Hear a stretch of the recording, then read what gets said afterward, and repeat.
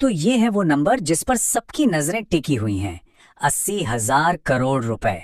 जी हाँ, इस साल के बजट में सरकार का प्लान है कि वो अपनी सरकारी कंपनियों में हिस्सेदारी बेचकर, मतलब विनिवेश करके, पूरे 80,000 करोड़ रुपए जुटाएगी। ये एक बहुत बड़ा लक्ष्य है।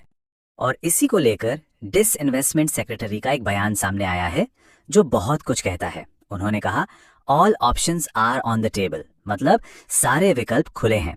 अब इसका सीधा सा मतलब ये हो सकता है कि सरकार शायद कुछ बड़े कदम उठाने के बारे में सोच रही है। हो सकता है वो अपनी हिस्सेदारी 51% से भी नीचे ले आए। तो इस एनालिसिस के लिए हमने कुल 84 सरकारी कंपनियों को चुना और उनकी गहराई से जांच की। और हाँ, हमने सिर्फ उन कंपनियों को नहीं देखा जहां सरकार सीधे सीधे मालिक है, बल्कि उन कंपनियों को भी शामिल किया है जहां किसी दूसरी सरकारी कंपनी के जरिए सरकार का कंट्रोल है।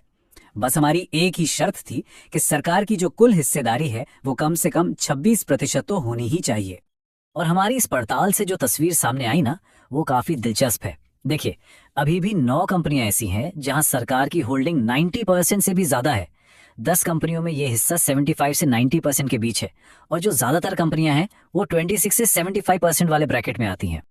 तो ये सब देखकर सबसे बड़ा सवाल तो यही उठता है ना, कि अगर सरकार अपनी हिस्सेदारी घटाकर सिर्फ 26% पर ले आए तो इन सारी कंपनियों से कुल कितनी एक्स्ट्रा वैल्यू निकाली जा सकती है। और जो जवाब निकल कर आया वो सच में चौंकाने वाला है।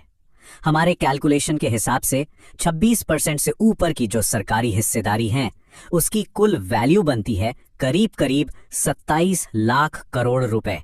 हाँ, आपने सही सुना, 27 लाख करोड़। ये रकम इतनी बड़ी है कि आप अंदाजा लगाइए, ये हमारे देश के सालाना बजट का लगभग आधा हिस्सा है। तो हमने क्या किया, इन कंपनियों को उनकी पोटेंशियल वैल्यू के हिसाब से अलग अलग ग्रुप्स में बांट दिया। जैसा आप इस टेबल में देख सकते हैं, 5 कंपनियां तो ऐसी हैं जिनमें से हर एक में 1 लाख करोड़ रुपए से भी ज्यादा की वैल्यू अनलॉक हो सकती है। सोचिए। और 12 कंपनियां हैं जहां ये आंकड़ा 50,000 से 1 लाख करोड़ के बीच का है। और ये रही वो टॉप 5 कंपनियां जहां सबसे ज्यादा वैल्यू छुपी है।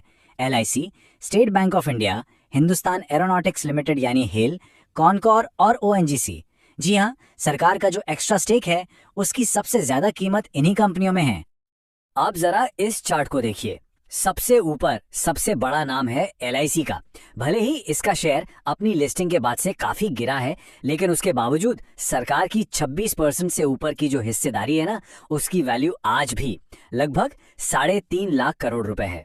और दूसरे नंबर पर है SBI, जहां ये वैल्यू करीब 1.5 लाख करोड़ रुपए की है। लेकिन रुकिए, ये सब इतना सीधा और आसान भी नहीं है।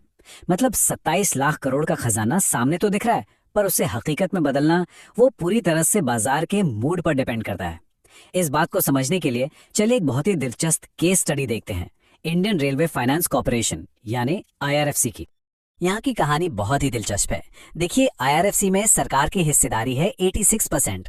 जब इसका शेयर अपने पीक पर था ना, तब सरकार के इस एक्स्ट्रा हिस्से की वैल्यू लगभग 2 लाख करोड़ रुपए थी। लेकिन आज जब शेयर 55% गिर चुका है तो उसी हिस्से की वैल्यू घटकर सिर्फ 89,000 करोड़ रुपए रह गई है, मतलब आधे से भी कम।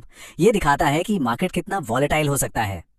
सबसे पहली चुनौती तो यही है कि इतनी बड़ी हिस्सेदारी को बाजार में बेचेगा कौन, मतलब इसे एब्जॉर्ब कौन करेगा। फिर कई छोटे सरकारी बैंकों का मर्जर भी अपने आप में एक पहेली है। और तो और विनिवेश की प्रक्रिया खुद इतनी लंबी और कॉम्प्लेक्स होती है।